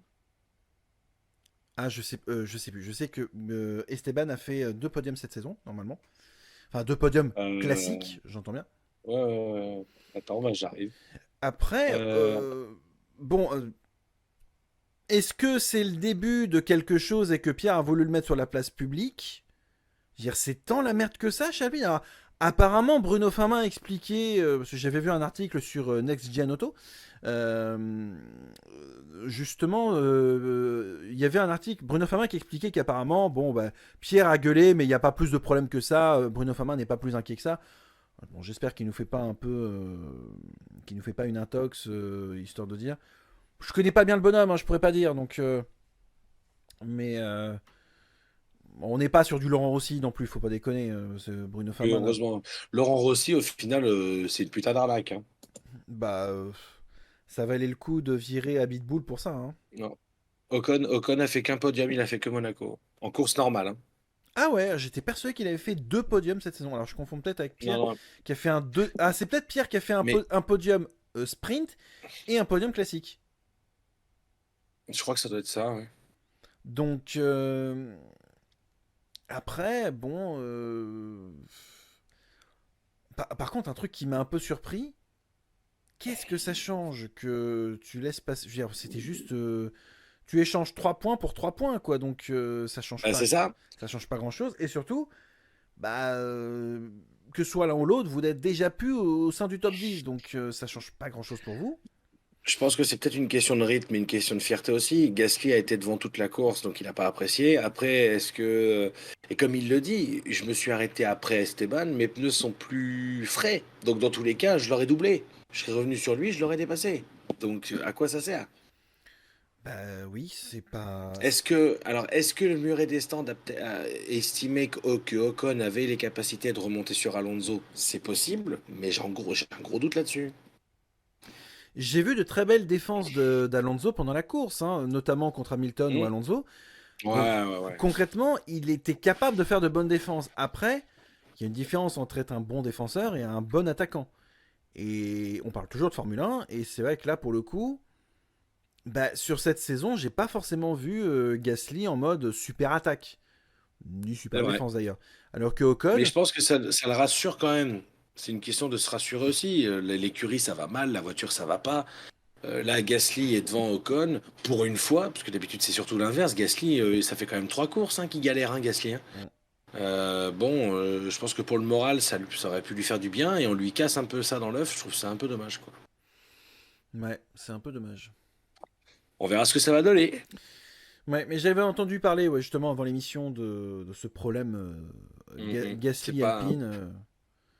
On c'est verra. dommage parce qu'on Ouais. on s'attendait à un duo de choc et au final, c'est la première année, l'année de mise en place, c'est pas top top. Ah, bah pour aller faire Mumuse au GP Explorer, il y avait du monde, hein, mais par contre, pour être performant en course, il n'y a plus personne. Hein. Ça y est, il Ou à ce recommence. moment-là, ah, bah pour vanner Charles sur le manque de stratégie dans une vidéo de Squeezie, il y a du monde, hein, mais par contre, après, pour être devant Charles en Formule 1.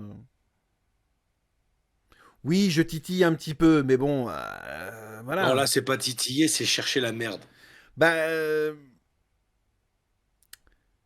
je, je cherche la merde peut-être, mais le truc, c'est que bon, T'es jaloux parce que toi, tu les as jamais vu rouler. En vrai. non, pas plus que ça, je m'en fous en fait. Réellement, je m'en fous. Hein. Non, mais je Mais déconne. je sais. Mais Mais non, mais après, je pense qu'on en aura un peu plus d'infos dans les jours à venir. Peut-être qu'on aura plus d'infos au Qatar. Mais ah, je sais pas, c'est bizarre comme réaction. Je pense, pour moi, il y a de l'eau je dans suis le gaz. d'accord. Je suis d'accord avec ce qui est dit. Les pilotes font clairement le taf, c'est l'écurie et la voiture qui ne va pas. Oui, oui. La voiture, on sait qu'elle est très mal née, qu'elle n'est pas assez développée. Certes, c'est bien beau d'avoir un apport de 200 millions par Ryan Reynolds, mais encore faut-il savoir quoi en faire. Hein. Mais le problème, c'est que, alors ça aussi, ça c'est l'argument facile. L'apport de 200 millions, il n'est pas utilisable tout de suite, hein. Bah oui, il faut attendre. Faut attendre l'année prochaine. Mm. Parce que ça, tu vois, ce que tu viens de dire, c'est un argument que j'ai aussi vu et lu. Avec les 200 millions, ils peuvent pas créer une voiture? Non, Laisse d'abruti. non, pas Si créer une tu voiture, c'est réfléchis. pas ce que j'ai dit. C'est Oui, non, mais pas je ce que j'ai sais. dit. Moi, C'est la suite. moi, je dis C'est juste, ce que c'est la suite logique. je dis juste que concrètement, certes, c'est bien d'avoir 200 millions, encore faut-il savoir les utiliser. Je ne parle pas de créer une voiture. Tu peux très bien utiliser ces 200 millions pour gérer l'écurie, gérer la logistique, gérer par Mm. exemple Oui, acheter mais du ça sera matériel. pas utilisable avant l'année prochaine. D'accord, ok. C'est ça le truc. C'est que non, c'est qu'il y en a beaucoup qui balancent le même argument en disant, bah, ils ont les 200 millions, s'ils les ont tout de suite. Là, maintenant. Mais non. Il y a un plafond budgétaire, donc forcément. Ouais. Et je suis bien placé pour le savoir au vu du jeu, comment je galère. Oui, bah oui, surtout toi en plus. Là pour le coup, tu es bien placé pour le voir. Je suis à 2 doigts d'arrêter de le streamer, j'en peux plus de ce jeu, je te jure. Ah merde, à ce point-là? Ah ouais, j'en ai plein le cul. Pourquoi? Il est plus dur que celui de l'année dernière?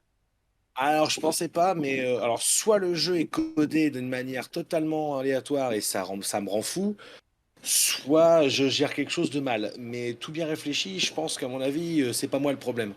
Le truc, c'est que bon, on va faire un petit aparté, puis après, je pense qu'on va s'arrêter là. Mais Mm.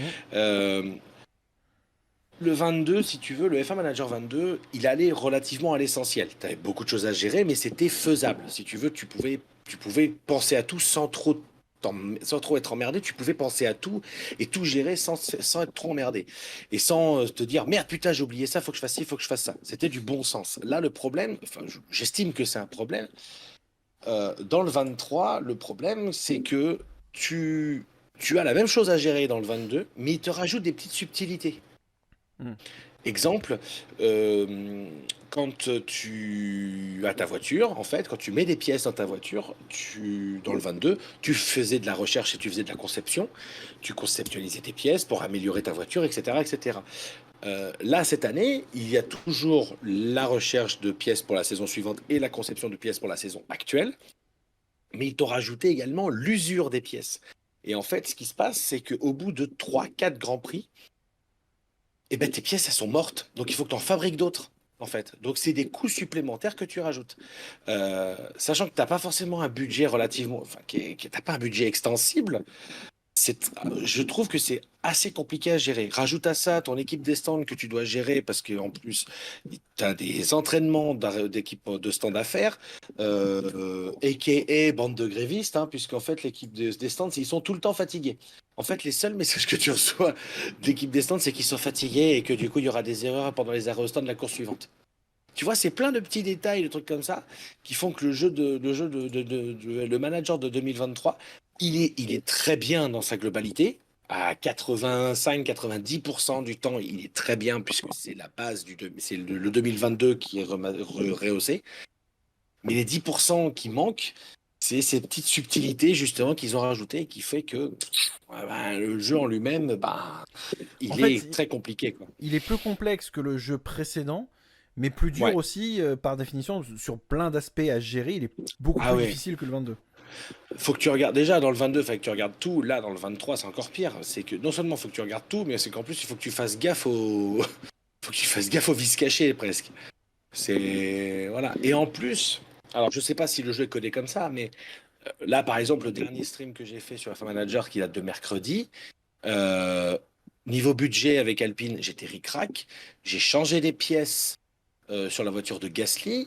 J'ai remis à neuf des pièces. J'en ai développé d'autres et j'en ai fabriqué d'autres pour Esteban Ocon. En fait, je faisais pilote 1, pilote 2, tu vois. Je mettais les nouvelles pièces pour le pilote 1 et je gérais avec le pilote 2 un petit peu ce qu'il pouvait. Mhm. Grand Prix du Belgique, Grand Prix de Belgique, course sprint.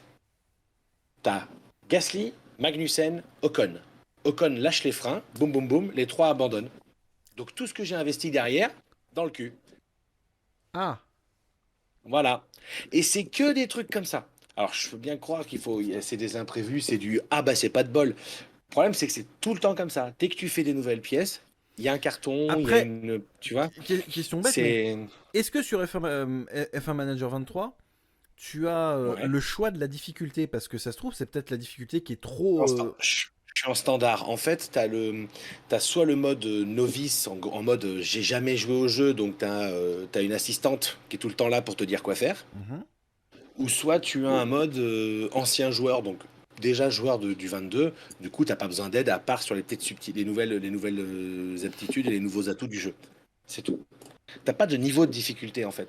Ton niveau de difficulté est basé sur l'écurie que tu plus ou moins Ça, basé sur. eh ben, tu vas rire, mais ça, par contre, je trouve que c'est dommage parce que tu choisisses ton niveau de difficulté par rapport au jeu, exemple, le niveau de difficulté de la course. Parce qu'imagine, tu mets un niveau facile, mais que tu prends As. Mm, Mais du coup, avec As, mm, peut-être que tu as gagné, j'en sais rien. Je veux dire, quand tu joues, par exemple, dans certains jeux vidéo, tu as facile, normal, difficile, et qu'en fait, le niveau, c'est par rapport au niveau de l'agressivité des concurrents, par rapport à la gestion, tout un tas de trucs. mm. Et là, de ce que tu me dis, je me dis, il y a trop de choses à gérer, oui. Mais s'il y avait moins de choses à gérer, ça aurait été peut-être, tu aurais novice, moyen et Ouais, mais non. expert. Et je pense que ça aurait vraiment pu permettre d'avoir une sorte d'entre-deux. Parce que là, de ce que tu me Mais dis, non, ça marche pas. Ça marche pas comme ça. justement, c'est dommage. Il n'y a pas d'entre-deux en fait.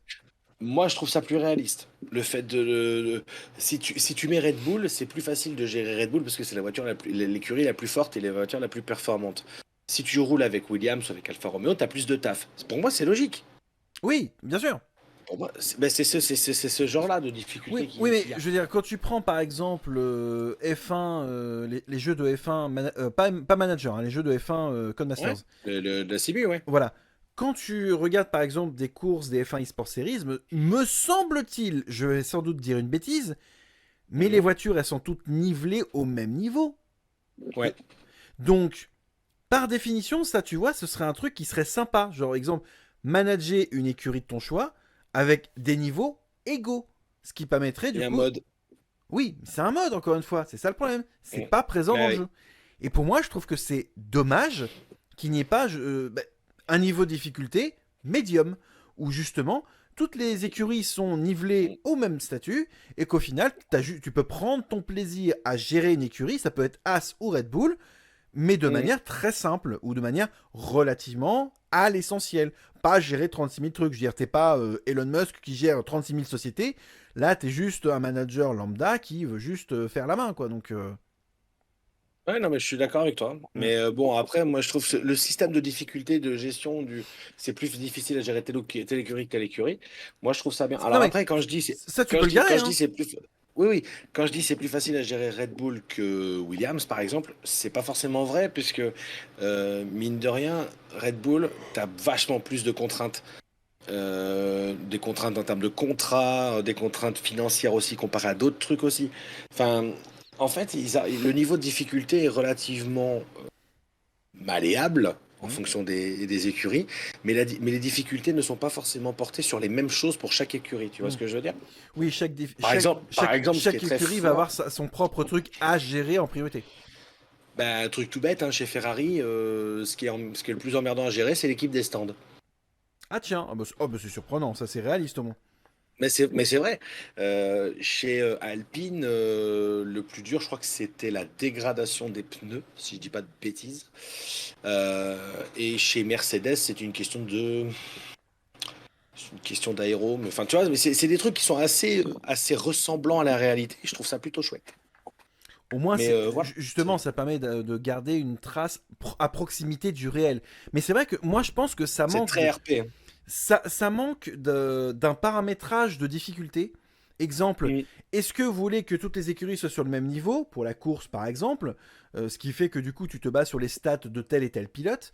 bien sûr. Est-ce que tu veux par exemple enfin, faire des schémas inversés, que ce soit par exemple les pires écuries qui Mm, soient les meilleures. Enfin, ouais, j'ai bien compris, hein. ça manque d'un paramétrage de la difficulté pour vraiment prendre son pied, parce que tu me dis, ouais, c'est en mode.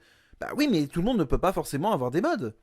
Et Ouais, ça, c'est ça. alors, je peux encore concevoir que on est sur le 23, c'est la deuxième édition, donc ça essuie encore un peu les plâtres, mais des retours que j'ai eu, que ce soit toi du 2022 et 23 et de d'autres, Mm. visiblement il y a une progression. On n'est pas chez Ah Codemasters, oui, hein, donc voilà.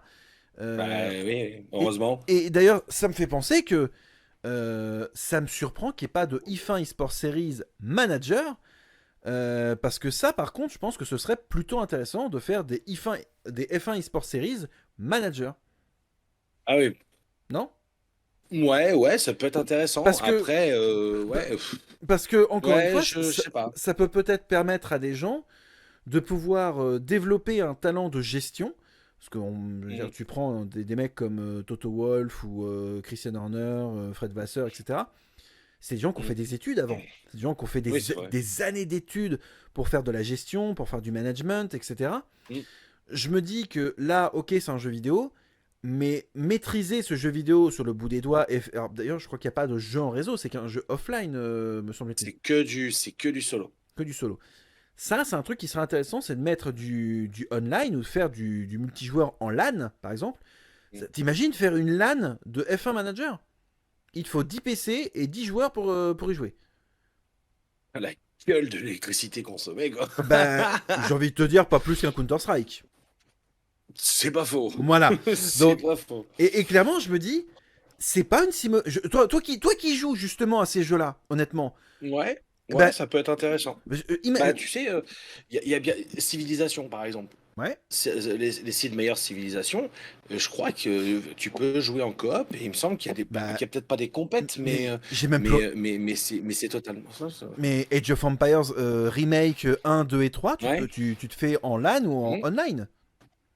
Ça serait fou, hein. Un F1 Manager en mode en ligne, ça serait fou. Bah, de 1, ce serait fou. De 2, ça permettrait d'avoir des retours immédiats de joueurs et peut-être permettre un F1 Manager eSport Series. Alors, la question est, soit tu le mélanges avec F1 23, enfin F1 Codemasters, exemple, t'as les pilotes genre, je sais pas, Rasmussen ou Brandon Lee ou d'autres pilotes Ouais. F1 eSport, et du coup tu as un joueur qui fait office de manager par exemple, histoire de dire, Mhm. ouais mais du coup ça risque peut-être de poser problème, ou enfin j'en sais rien, mais exemple, Oui, je ou vois ce que tu veux dire, faire ouais. une compétition à part, F1 Manager eSport Series, avec du coup le jeu de Frontier, c'est ça? Frontier Games. Frontier, ouais. Voilà. Mhm. Et justement, donc prendre 10 joueurs qui seraient engagés par potentiellement, je sais pas, un joueur Alpine, un joueur Ferrari, un joueur Mercedes, Ouais, ouais, bah, etc. Et, comme sont les pilotes, enfin les joueurs e-sport et de F1, hein, ils font imagine pareil. que potentiellement, je sais pas, t'as Toto Wolff ou Fred Vasseur ou Bruno Famin ou qui tu veux, qui repèrent Mhm. des mecs qui pourraient engager comme ça. Tu sais, Ouais. pour gérer la stratégie, pour gérer du coup être ingénieur de piste ou des trucs comme ça. C'est pas grand chose, mais peut-être que ça peut engager des gens parce que, bah, tu sais, j'ai envie de te dire, Zerator fait bien des LAN de Excel. Alors pourquoi pas des LAN d'un jeu de management? Pourquoi pas. Moi, je pose l'idée. Dites-moi en commentaire ce que vous en pensez, honnêtement. Mhm. Moi, je trouve que c'est Pourquoi une bonne idée. En plus, toi, tu y joues, donc toi, tu pourrais. pas. Ouais. Voilà. Moi, je trouve que 10 personnes en LAN ou en online faire un truc en réseau d'une course, honnêtement, je trouverais ça beaucoup plus intéressant. Je veux dire, Mhm. tu prends par exemple, imaginons, hein, tu sais, la team du lundi avec JDG, Antoine Daniel, tout leur groupe là. Mhm. Tu prends la même chose avec Hydro, Despiello, Alex Caldi, tout un tas d'autres personnes, et ils sont à 10 en train de faire une LAN comme ça. Ouais. Moi, ça me choquerait pas, je me dirais, bah, heureusement, enfin. Non, mais Ouais, c'est c'est vrai, clair. c'est une idée qui me vient en tête comme ça. Ouais, ouais, non, mais c'est pas bête, ça pourrait être pas mal. Mais bon, le problème, c'est qu'ils le feront sûrement pas, en tout cas pas tout de suite, ou alors il faudra Oui, attendre. je pense qu'il faut attendre 25, 26 pour que ce soit bien développé Oula, oui. et surtout boucher les plâtres. Donc, Ouais, alors après, les plâtres sont relativement bouchés hein, quand même, hein, mais hmm. il Oui, y mais a, il y maintenant, a il y a le coup de encore peinture à mettre. petits bugs. Ouais, voilà, c'est ça. Bon, ben écoute, moi j'ai dit tout ce que j'avais à Moi, dire. j'ai tout dit. Ok. J'ai tout pareil. On est au bout. On est au bout. Non, parce que je te vois bailler, donc je vais pas insister plus longtemps. Le week-end a été long. On se retrouve du coup dans 2 semaines pour le Grand Prix du Qatar. On se retrouvera du coup, Ouais. comme d'habitude, le dimanche à 21h30. Alors cette fois-ci, promis, Euh, j'oublierai pas de poster sur Instagram le Race Week. Parce que j'ai un peu oublié. En fait, je voulais faire la story tout à l'heure, histoire de dire ah tiens, je vais essayer de T'as pas publier. posté cette semaine? C'est vrai que je suis en train de me poser la question. Hein, Tu j'ai l'as pas. pas mis? Non, alors, tu vas rire. Les étiquettes sont Ouais. prêtes depuis dimanche dernier. Mais pourquoi tu les as pas mises? Parce que j'ai oublié, je pensais que je l'avais fait, et en fait non. Mais tu savais que tu pouvais programmer tes posts maintenant sur Instagram? Alors Instagram, enfin la suite business, enfin la méta suite business, oui tu peux programmer à l'avance. Mais le problème c'est que je te rappelle que j'ai une vidéo à poster, les publications du Race Week et une deuxième vidéo à poster. Et les vidéos ne se programment plus.